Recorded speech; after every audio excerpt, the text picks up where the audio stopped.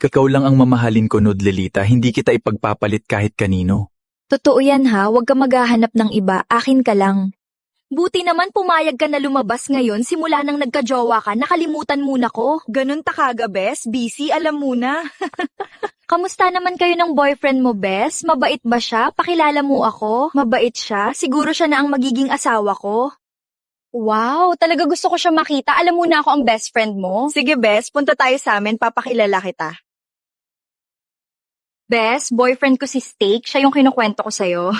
Hello, Ako nga pala si Fries, best friend ni Nudlelita.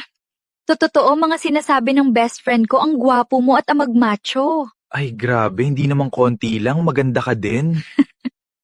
nakatulog na siya sa braso ko pa. Grabe, nagswerte ni Nudlelita. Ang gwapo niya talaga, parang bagay nga kami eh.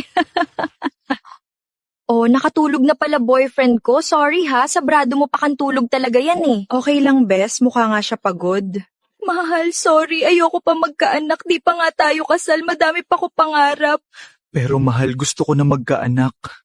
Nagkita tayo ulit. Una beses ko palang kita nakita, nagustuhan na kita. Ikaw ha, kaya ka pala natulog nun sa braso ko, tulog-tulugan ka lang.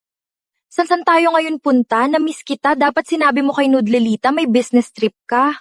2 araw naman tayo magsasama. San ka na naman galing? Bakit ngayon ka lang umuwi? Kanina pa ako nag-aantay. Ano ka ba, di ba? Busy nga kami sa work ngayon.